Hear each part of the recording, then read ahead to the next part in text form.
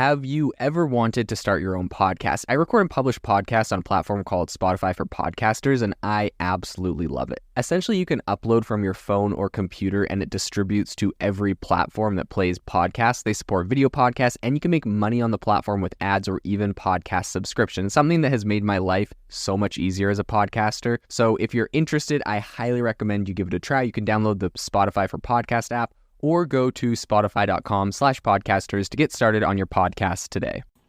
Welcome to the ChatGPT podcast. I'm your host, Jaden Schaefer. Today on the podcast, we are going to be talking about some major announcements and advancements in AI out of Google and Nividia. The first thing that is really interesting that Google recently announced is that they're integrating generative AI into Google Ads. So in the past, they mentioned that they were going to do something in this space, and people thought, people are speculating essentially what they were going to do. So their announcement has officially come out, and essentially what they're going to be able to do is you're going to be able to give Google Ads your landing page, or your web page, your product page, whatever. It's going to be able to scan that, read all the information, look at the images on there, and it will go and create what it believes is the best converting ad copy. This is absolutely insane. And as someone that used to do a lot of marketing in the past on Google Ads myself, it's kind of like, a heaven send, where it was kind of the worst to have to come up with new keywords and new headlines. And not that it's the worst, sometimes it's fun or whatever, but you always wonder,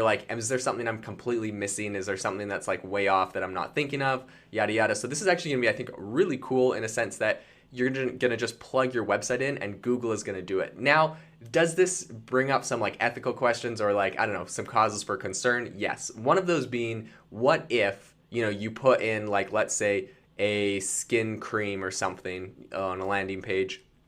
Google takes that and they make some amazing ad where they're okay, these are the keywords they should be targeting for this, and this is the ad copy, soothe your dry skin, blah, blah, blah, blah, blah. But let's say they just obviously AIs are known to hallucinate sometimes. ChatGPT has that problem. Even Google Bard has that problem. So what if it just reads it wrong and then it puts a headline in there that isn't accurate, and then someone clicks through, and maybe they're oh, well, the headline said it's going to work for I don't know, some sort of skin condition I have. So then they go buy it and it doesn't actually do that. So who's liable, right? Is that you for using Google? Is that Google for messing it up? I highly doubt Google is going to take any liability in any cases like that. There's probably going to be a terms of service you agree to. So I think that there's going to be some questions that people have to answer around that.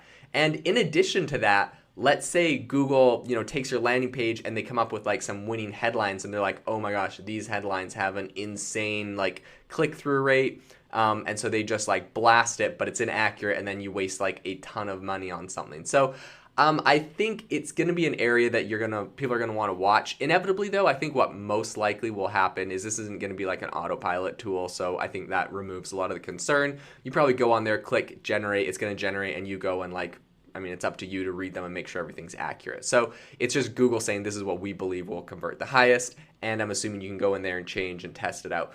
Something interesting is, with Google and ads in general, on Facebook, when you create a Facebook ad, a video or something, you usually need to switch that thing out every so often, every month or so, test new creatives because people get tired of seeing it. And so it'll be interesting with Google if they're going to integrate something where it automatically is switching out new headlines, testing new headlines all the time. So that'll be an interesting area to keep following. But I think really, honestly, really big news from Google. And this is going to go straight into the fact that they're now integrating generative AI into their search results. So they're going to have AI-generated search results mixed with AI-generated ads sending people places. I think you'll get a higher conversion rate on these click-through. It may become more competitive. It's going to be interesting to see what happens with the landscape if businesses end up paying more, which is, of course, Google's goal. Or if, perhaps people that are leveraging these tools are going to consolidate more users, so certain companies will just get bigger, essentially. It'll be really interesting to see what happens. The second piece of news that I wanted to cover today is just the fact that Nividia, which is it's the US-based chip maker. They make a lot of chips that were used in crypto and a lot of chips that are used in AI and training AI specifically. And they've been touted as one of the biggest benefactors of this whole AI revolution because they were so well positioned with all of their chips that they have. Now, of course, just recently we've talked about the fact that AI can crash the stock market. Someone made a fake photo of a bombing near the White House or the Pentagon, and the S&P 500 took a dive until people realized that this was fake and there was not an attack on the US Pentagon. So of course, AI does have the ability to make stocks crash, but in the case of Nividia, it obviously also has the ability to really see some massive rallies. So Nividia just kind of updated a revenue forecast that was a lot higher than Wall Street's expectations. And due to the increased demand for just all these different AI chips that you need to train AI systems like ChatGPT, Nividia says that they expect sales to reach $11 billion in the next 3 months. And that's more than 50% higher than analysts' projections. Like, that is insanity. They're expecting to go to $11 billion in the next 3 months, and that's like 50% higher. So than other people predicted. So like obviously demand is absolutely skyrocketing right now. And so Wall Street's response to this is the fact that after the Nvidia made the announcement, shares of their stock price went up 27%, and the company's market value hit a record $960 billion. Nvidia is getting close to $1 trillion valuation. This is, a very significant company, very big company. They've been making some really big moves for quite a while now, but honestly, if you look over the course of the last 5 years, Nvidia is kind of one that really has come from the sidelines and really, really exploded. They leveraged the whole crypto. They're one of the few companies that really leverage the crypto boom, and then when crypto is having its crypto winter and kind of stalling right now, you'd expect Nvidia to perhaps slow down, but with AI coming right next, it just continued and accelerated, if anything, to be honest. So I think essentially just more people using AI for cloud computing, for enterprise sectors, and then just sales in data centers and everything else that's going on right now. Nvidia is seeing some really massive benefits out of all of this. And so I think it's going to be a company that's going to continue to benefit in a very large way from all of this. So one other piece of information that I wanted to, or one other AI bit of news that is coming out of Google that I wanted to cover today is the fact that Google has something called Flamingo VLM, which essentially they're using and integrating into YouTube Shorts. And so, as you know, recently Google merged their DeepMind and Google Brain, which were kind of their two big AI companies. DeepMind was an acquired company and Google Brain was their internal AI company. And they've kind of been operating separately, doing different things, right? There's kind of a difference between machine learning and artificial intelligence, and different companies were specializing in those, but they've smashed them together right now because they said, we need to compete with Microsoft. If you've seen in the last couple of days, Microsoft made some massive announcements to all the areas they're integrating AI, similar to what Google did recently. And so Google and Microsoft are kind of in this head-to-head battle for AI dominance. Because of that, they recently merged their DeepMind and their Google Brain into one company. They're like, we just need everyone to be on the same page, working as fast as we can to catch up to Microsoft and OpenAI.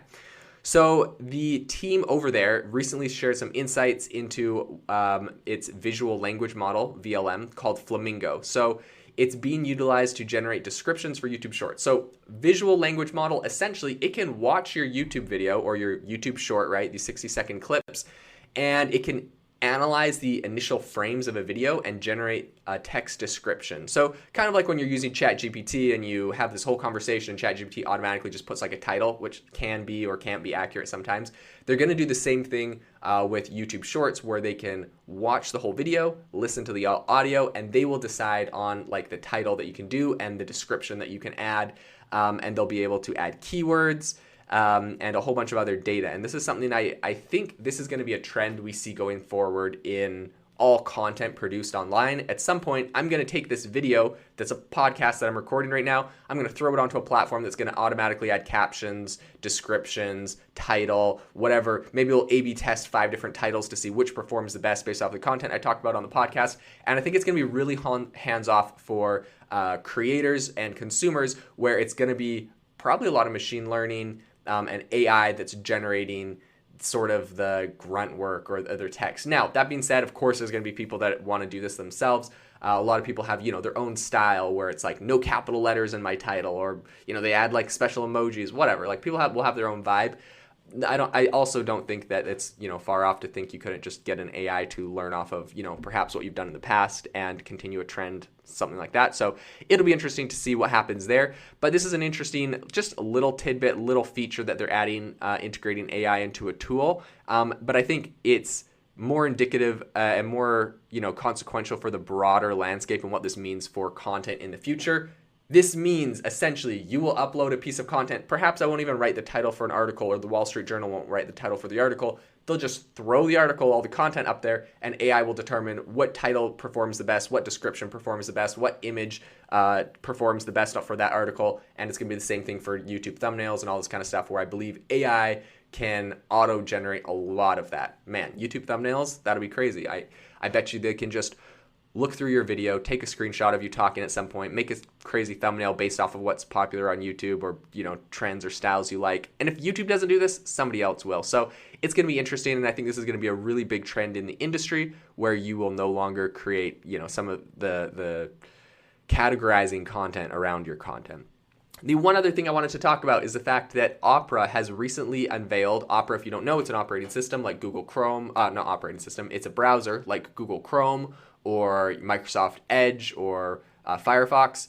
And they have recently unveiled Aria, which is an AI browser sidebar. So essentially, this is going to be a side panel powered by OpenAI's ChatGPT. And it's going to help you find information on the web, generate text, including code, provide support about the browser itself, because it has access to the internal documents. And I think maybe most importantly is the fact that it is constantly fed new information, meaning there's not going to be a limit on the 2021 message that ChatGPT classically gives you, which is something like, are you looking, you're like, blah, blah, blah, we're not trained on any content past 2021. I wonder when they're going to just get rid of that. They're already integrating Microsoft Bing search into the free tier. So at what point do they just stop saying we're not trained on that data and just say we're live trained every day on everything everyone's searching for? And it's not going to be like, I don't know. I don't believe that will stick around for long. Now, the thing that I will say, okay, I'll give you a fun fact about that, though, really quick before I bash it a little bit. The thing I'll say, a fun fact, is that Aria's first task after it was created was to name itself, and it picked the name Aria. So that's cool, whatever. Okay, the thing I don't think is that important is, it has three main things it does. Provide support about the browser itself. Whatever, I guess Google could do that. Anyone could do that. Search engines could do that. Okay, generate text, including code. Okay, so it sounds just like a direct API to ChatGPT. Not sure what the value add there is. And then find information on the web. I honestly don't get what this thing does that Bing or Google or even Brave, like Brave has its own search engine, and before Google Bard came out, Brave was having like a chunk of AI written text at the top. Anyways, this is just integrated into OpenAI, so I don't see what this is ever going to give you that you couldn't just go get there. But in any case, whatever. I guess maybe there's a group of people that uses Opera. Shout out to all the Opera users out there. I personally never got into it. I got into Brave, never got into Opera. Yeah, whatever. That is what it is. So in any case, some massive advancements in AI right now. This week, we are seeing some big things out of big players like Google, Nividia, and others. It's going to be interesting to follow on and see how this continues to evolve. If you loved today's podcast, I'd really appreciate it if you rate us wherever you listen to your podcasts, on Apple or Spotify or whatever. It really helps more people find out about the podcast, and it's really encouraging for me as well. As you know, I do this for free to help share great AI insights to you. In addition, if you're interested in a more collaborative experience and community, I would highly recommend check out the show notes. There's a link to our Facebook community where we talk about AI every day, what people are working on, projects, tips, tools, all that kind of stuff. So I'd love to see you there. Thanks so much for listening to the podcast, and I hope you have a wonderful rest of your